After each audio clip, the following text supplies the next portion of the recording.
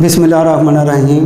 Dear student, chapter 7 fundamental principle of organic chemistry में lecture number 4 sources of organic compound. जिस तरह हम जो पहले डिस्कस कर चुके हैं, सोर्सेज में हमने plants animal, number 2 point coal, number 3 natural gas, चौथा पॉइंट रहता है सोर्सेज में, दैट इज़ द पेट्रोलियम।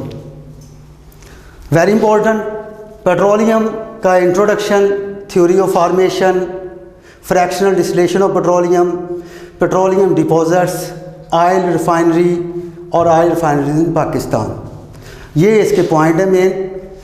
तो इंट्रोडक्शन, पेट्रोलियम क्या है? पेट्रोलियम ब्राउन और ग्रीनिश ब्लैक ऑयली लिक्विड है जो नेचुरली अकरिंग है ज़मीन के अंदर, रॉक्स में। और लेटन वर्ड है, यानी पेट्रोलियम का मीन लेटन वर्ड है रॉक ऑयल, इसको हम रॉक ऑयल भी कहते हैं।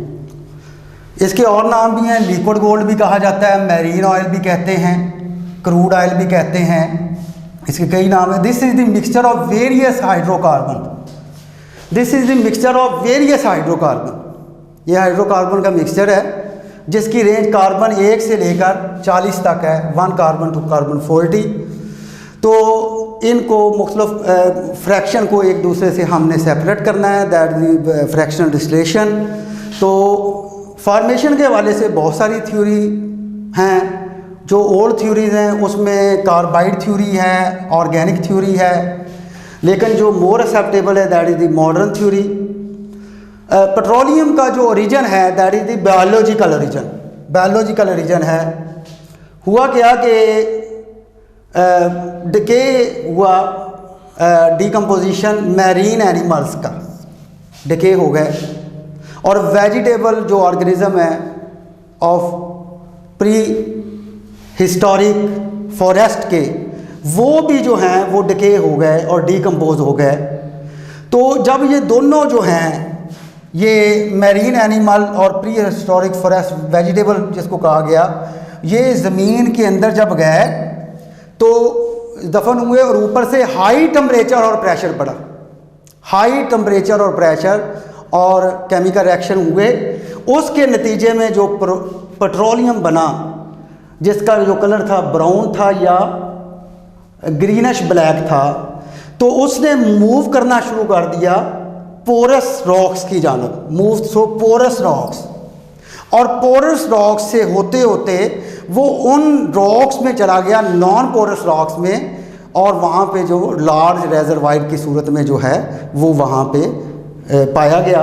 ये पेट्रोलियम जो है वो वाटर के ऊपर फ्लोट करता है, और ये पेट्रोलियम एसोसिएट है, जैसे कि पहले भी मैंने कहा, नेचुरल गैस के साथ और विद ग्रेट प्रेशर के साथ है, नेचुरल गैस की वजह से। तो ये थे ये इसकी formation according to modern theory. और जो फॉर्मेशन है वो बायोलॉजिकल ओरिजिन है, क्योंकि मैरीन एनिमल, इसी वजह से इसको हम मैरीन ऑयल का नाम भी देते हैं, मैरीन ऑयल भी कहते हैं।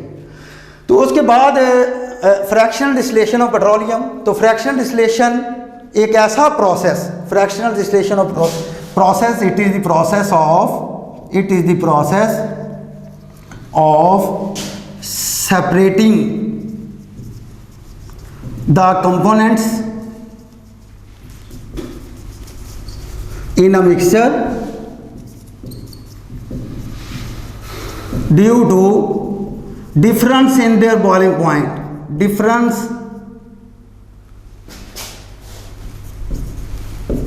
in boiling point, difference in their boiling point। तो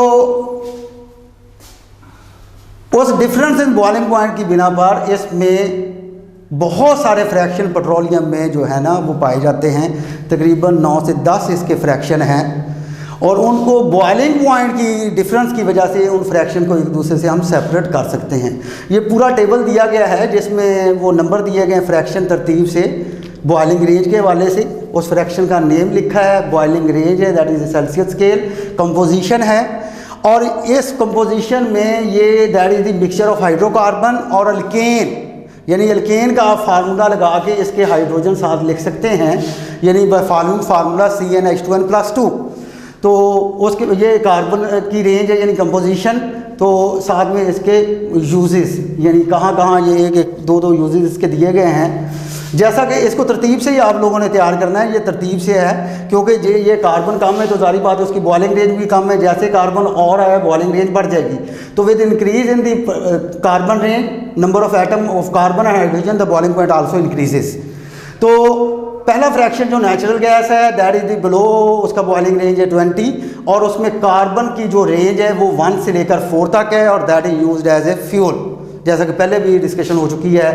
पेट्रोलियम ईथर दूसरा फ्रैक्शन है और ये दूसरा फ्रैक्शन जो है उसके जो 20 से 60 डिग्री सेंटीग्रेड रेंज है और कार्बन की जो रेंज है कंपोजिशन की 5 to 6 है that is used as solvent. Naphtha तीसरा फ्रैक्शन 60 to 100 डिग्री सेंटीग्रेड है, कार्बन 6 और से 7 तक है, सॉल्वेंट है, सॉल्वेंट के तौर पे इस्तेमाल होता है। Raw material for many other product, ये रॉ मटेरियल के तौर पे बहुत सारे दूसरे प्रोडक्ट बनाने के जो है ना वो काम आता है।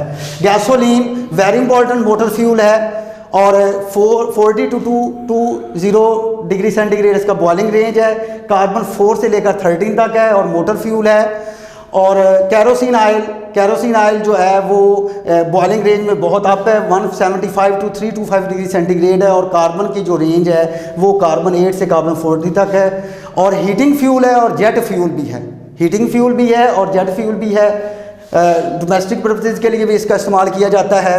गैस ऑयल जिसको हम डीजल ऑयल भी कहते हैं, बड़ी गाड़ियों में इस्तेमाल होता है और इसमें बॉइलिंग रेंज 275 से ऑनवर्ड है, ऊपर को ज़्यादा है। और इसमें जो कार्बन की रेंज है वो कार्बन 12 से लेकर 18 तक है।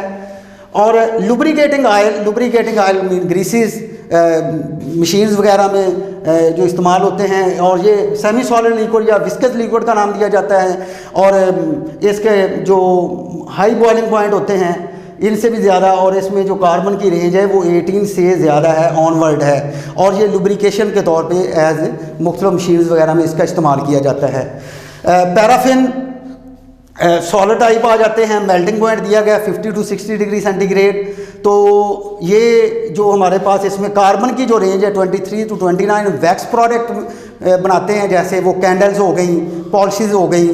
तो इससे ये जो है वो हमारे पास जो है ना वो वैक्स प्रोडक्ट जो है ना वो पैराफिन से हासिल होता है। एस्फाल्ट है जिसको हम बाइटोमन भी कहते हैं और ये सॉलिड होते हैं और इसमें फ्री हाइड्रोकार्बन होते हैं, यानी कार्बन की रेंज वो 30 से भी ऊपर होती है, 40 तक जाते हैं। और इसको रेजिड्यू का नाम भी दिया जाता है, जो सर्फसिंग ऑफ रोड जिसको हम पेविंग कहते हैं, रूफिंग छतों वगैरह पे डालने के लिए इसका इस्तेमाल किया जाता है। तो इसका मेल्टिंग पॉइंट बहुत ज़्यादा होता है, इससे भी ज़्यादा होता है। तो ये था फ्रैक्शनल डिस्टिलेशन, यानी पेट्रोलियम एक चीज़ का नाम नहीं है। Petroleum is a mixture of various types of hydrocarbon जिनको हम सेपरेट कर सकते हैं by phenomena, that phenomena is called fractional distillation of petroleum. और फ्रैक्शनल डिस्टिलेशन ऑफ पेट्रोलियम से हम कंपोनेंट को एक दूसरे से सेपरेट करते हैं due to difference in their boiling range. Next जो हमारे पास आर्टिकल है that is the petroleum deposits. जो पेट्रोलियम डिपॉजिट्स हैं और जो चकवाल साइड पे हैं, अटक साइड पे हैं, सिंध में हैं, इस तरह इन इलाकों में जो है वो पेट्रोलियम के डिपॉजिट्स जो हैं वो पाए जाते हैं। उसके बाद जो है हमारे पास जो next oil refinery. Oil refinery ऐसी फैक्ट्रीज या इंडस्ट्री जो प्यूरिफाई करे और सेपरेट करे, प्यूरिफाई और separate, purify and separate the compounds. तो ऑयल रिफाइनरी पेट्रोलियम से हम यही फ्रैक्शनल डिस्टिलेशन, इस प्रोसेस के ज़रिए हम उनको प्यूरिफाई कर सकते हैं और कंपोनेंट सेपरेट कर सकते हैं। तो ऑयल रिफाइनरी इन पाकिस्तान, तो ऑयल रिफाइनरी इन पाकिस्तान जो हैं वो हमारे पास 4 हैं जो मुख्तलिफ इलाकों में हैं, जैसा कि oil refineries in Pakistan, 4 oil refineries, 4 oil refineries.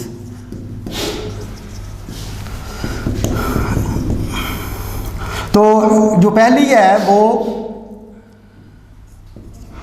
Multan में है और 2 जो हैं वो कराची में हैं।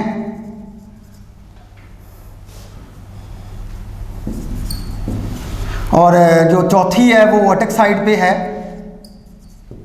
और कराची जो 2 ऑयल वो उसकी कैपेसिटी 2.13 मिलियन जो है वो टन है, मिलियन टन्स। और जो अटक पे है जो साइड पे है उसकी जो 1.25 मिलियन टन जो है वो कैपेसिटी है, मिलियन टन कैपेसिटी। तो इस तरह ये ऑयल जो रिफाइनरीज हैं ये क्या कर रही हैं, ये जो क्रूड ऑयल हम बाहर से लेते हैं या ज़मीन वगैरह से निकलता है उनको प्यूरीफाई करता है और उनके कंपोनेंट को सेपरेट करता है due to difference in their boiling point. तो ये था पेट्रोलियम के बारे में, that is the petroleum that is also sources of organic compound, जिसमें मैंने इंट्रोडक्शन के बारे में बताया, थ्योरी ऑफ फार्मेशन है, फ्रैक्शनल डिस्टिलेशन ऑफ पेट्रोलियम, ये फ्रैक्शनल डिस्टिलेशन ऑफ पेट्रोलियम का टेबल दिया गया है। आगे ऑयल रिफाइनरी के बारे में और ऑयल रिफाइनरी जो है वो कहाँ कहाँ उसके जो है ना फैक्ट्रीज लगी हुई हैं वो बताया। उम्मीद है आपको समझ आ गई होगी। बेस्ट ऑफ लक, अल्लाह हाफिज़।